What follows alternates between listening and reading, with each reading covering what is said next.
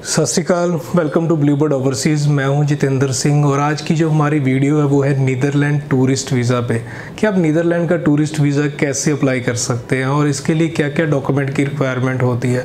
और यदि आप नीदरलैंड का वीज़ा अप्लाई करने के बारे में सोच रहे हैं तो इस वीडियो का एंड तक ज़रूर देखें। और यदि आपने हमारा यूट्यूब चैनल सब्सक्राइब नहीं किया हो तो इसे सब्सक्राइब जरूर कर दें। नीदरलैंड एक शेंगन कंट्री है और यदि आप प्लान कर रहे हैं यूरोप में ट्रैवल करने के लिए और शेंगन में आप 2 से 3 कंट्री में ट्रैवल करने का आपका प्लान है और नीदरलैंड आपके आइटनरी में है तो नीदरलैंड में आप वीज़ा अप्लाई करके वीज़ा ले सकते हैं। बट आप इस बात का ध्यान रखें कि जिस भी कंट्री में आप वीज़ा अप्लाई करने जा रहे हैं वहाँ पे आपका प्लान जो है वो दूसरी कंट्रीज से थोड़ा ज़्यादा होना चाहिए। लाइक आप 8 दिन के लिए घूमने जा रहे हैं तो 4 दिन आप नीदरलैंड में दिखा दें, 2 दिन आपने स्विट्जरलैंड घूमना है और 2 दिन आपने फ्रांस घूमना है। तो ये आपकी आइटनरी यदि होगी तो आपको वीज़ा मिलने में दिक्कत नहीं होगी। बट आपका यदि प्लान नीदरलैंड में कम है और स्विट्ज़रलैंड में ज़्यादा है देन आप अपना वीज़ा जो है वो आप स्विट्ज़रलैंड में अप्लाई करें ना कि नीदरलैंड में अप्लाई करें, क्योंकि इसकी वजह से भी वीज़ा रिफ्यूज़ होते हैं। तो इस चीज़ का स्पेशली ध्यान रखें जब भी आप वीज़ा अप्लाई कर रहे हैं। जिस कॉन्सुलेट में आप वीज़ा अप्लाई करने जा रहे हैं उस कंट्री में आपका प्लान जो है अदर कंट्री से थोड़ा ज़्यादा होना चाहिए। नीदरलैंड की फाइल सबमिशन करने के लिए आपको VFS में जाना होता है और VFS की आपको अपॉइंटमेंट लेनी पड़ती है और इसकी अपॉइंटमेंट जो है वो पेड होती है। आज की डेट में नीदरलैंड की अपॉइंटमेंट आ रही हैं, आपको पेड अपॉइंटमेंट लेनी होगी। इसकी जो कॉस्ट होती है वो 1300 रुपीज़ होती है।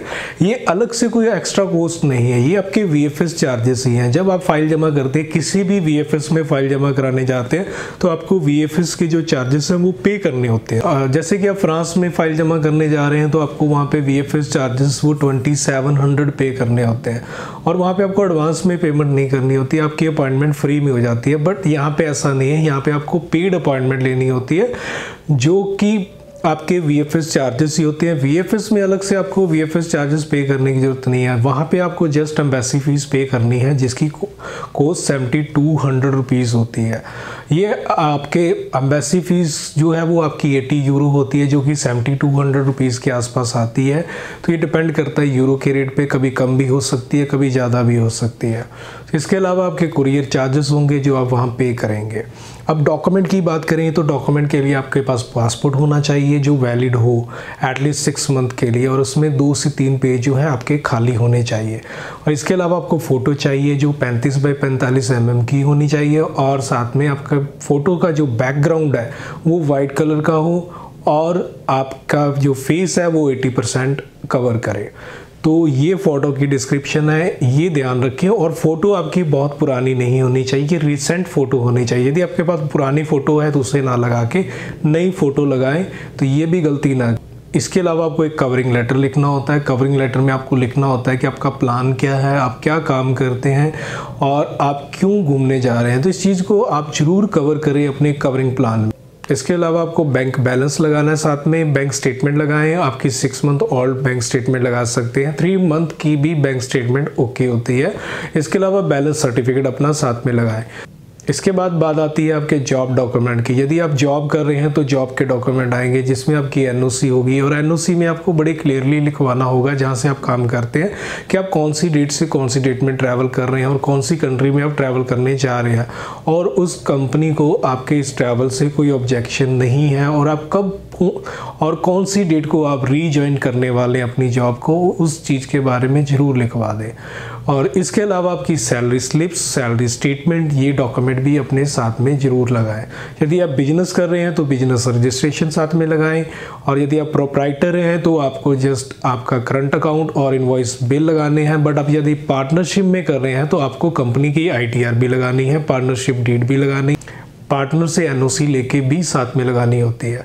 और यदि आप फार्मिंग कर रहे हैं तो अपने J-फॉर्म और अपनी फ़र्द ज़मीन की ये ज़रूर साथ में लगाएं। और ध्यान रखें यदि आपके ये डॉक्यूमेंट इंग्लिश में नहीं है तो इसे इंग्लिश में ज़रूर कन्वर्ट करवा लें। इसके बाद आता है यदि आप पेंशन पे हैं तो रिटायरमेंट लेटर लगाएं, पेंशन स्लिप्स लगाएं। जिस अकाउंट में आपकी पेंशन आती है तो वो पेंशन की स्टेटमेंट भी साथ में लगा दें। तो नेक्स्ट पार्ट आता है आपकी आइटनरी के बारे में। जहाँ जहाँ आप ट्रैवल करने वाले हैं, नीदरलैंड की कौन कौन सी सिटी में आप ट्रैवल करेंगे, कौन से प्लेस आप विजिट करने वाले, अपना डे बाय डे प्लान अपना साथ में लगाएं। और इसके अलावा आप होटल बुकिंग जरूर अपनी साथ में लगाएं। आपकी होटल बुकिंग कंफर्म होनी चाहिए। booking.com से आप अपनी होटल बुकिंग करवा सकते हैं। एडवांस में आपको पेमेंट करने की ज़रूरत नहीं होती। आप कंफर्म होटल बुकिंग लगा सकते हैं जिसका कोई कैंसिलेशन चार्जेस नहीं होते हैं, और जब तक आप उस होटल में नहीं जाते आपकी पेमेंट भी आपके कार्ड से नहीं कटती। तो उस तरह की बुकिंग आप साथ में लगाएं, वो कंफर्म होनी चाहिए।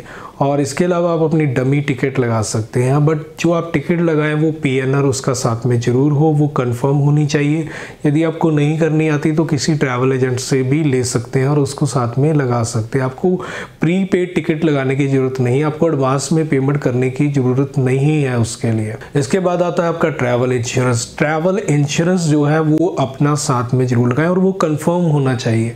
जितने दिन के लिए आप ट्रैवल कर रहे हैं, लाइक आप 10 दिन के लिए ट्रैवल कर रहे हैं तो जरूरी नहीं आप 10 दिन का ही ट्रैवल इंश्योरेंस लगाएं। वो कोशिश करें कि 28 डे वाला ट्रैवल इंश्योरेंस लगाएं, क्योंकि इससे आपके वीज़ा के चांस जो है वो अच्छे हो सकते हैं। यदि आप ओनली डे टू डे ही ओनली अपने ट्रैवल प्लान पे ही आप ट्रैवल इंश्योरेंस लगाएंगे तो कुछ प्रॉब्लम हो सकती है, तो थोड़े दिन एक्स्ट्रा का ही ट्रैवल इंश्योरेंस लगाएं। इसके बाद आपने जो कोविड की डोज ली हुई है उसका सर्टिफिकेट जरूर लगा दें, क्योंकि आज की डेट में कोई भी वीज़ा कॉन्सुलेट है वो इस चीज़ को जरूर देख रहे हैं कि आपकी डोज कंप्लीट है कि नहीं। तो आपकी वैक्सीन की डोज कंप्लीट है तो उसका जो अपना कोविड सर्टिफिकेट है वो साथ में लगा दें।